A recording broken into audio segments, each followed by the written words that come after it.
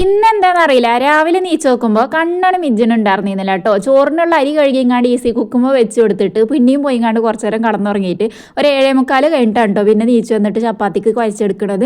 അപ്പോഴേക്കും നമ്മളുടെ അരി തിളച്ചിട്ടുണ്ടായിരുന്നു നല്ലപോലെ. അപ്പോൾ അത് ഞാനിതാ റൈസ് കുക്കറിലേക്ക് ഇറക്കി കൊടുത്തിട്ട് ഇനിയിപ്പോൾ നമുക്ക് ചപ്പാത്തിക്കുള്ളതൊന്ന് പരത്തിയെടുക്കാം.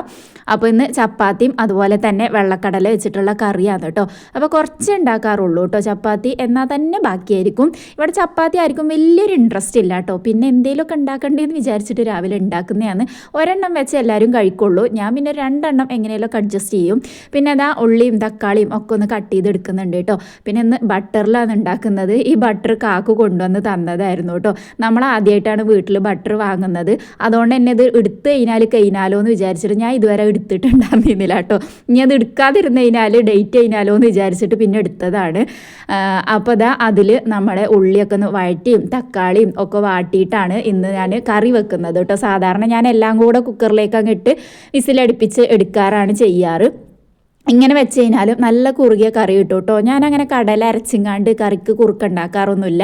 പിന്നെ ഞാൻ പറഞ്ഞല്ലോ ഇന്ന് രാവിലെ ഭയങ്കര മടിയായിരുന്നു. അതുകൊണ്ട് തന്നെ ഇന്ന് ഇവാക്ക് സ്കൂളിലോട്ട് കിഴങ്ങ് പൊരിച്ചതാണ് ഉണ്ടാക്കി കൊടുക്കുന്നത്. നമുക്ക് മടി ഉണ്ടാകുമ്പോൾ ഉണ്ടാക്കി കൊടുക്കാൻ പറ്റിയതും ഓൽക്ക് ഏറ്റവും ഇഷ്ടമുള്ളതുമായിരിക്കും കിഴങ്ങ് പൊരിച്ചത്. അതവിടെ സെറ്റാക്കിയിട്ട് വേവിക്കാൻ വെച്ച് കൊടുത്തിട്ട് പിന്നെ ഞാനിതാ കഴിഞ്ഞ ഫ്രൈഡേ വ്ളോഗിൽ 1-2 പേരൊക്കെ ചോദിച്ചിട്ടുണ്ടായിരുന്നു ഞാൻ ഉപയോഗിക്കുന്ന ഹെയർ ഓയിൽ ഏതാണെന്നുള്ളത്. കാക്കുൻ്റെ തലയിൽ ഹെയർ ഓയിൽ യൂസ് ആക്കണത് കണ്ടിട്ട്.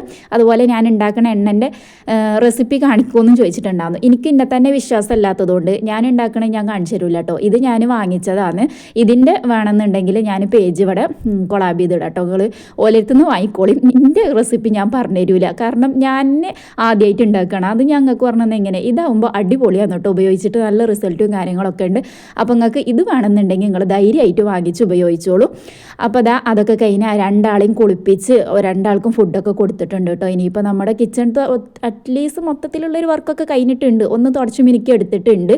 എന്നിട്ട് പിന്നെ ഇവാൻ്റെ ലഞ്ച് ബോക്സ് ഒന്ന് പാക്ക് ചെയ്തിട്ടുണ്ട്. കടലക്കറിയും അതുപോലെ കിഴങ്ങ് പൊരിച്ചതും കൂടെയാണ് കേട്ടോ.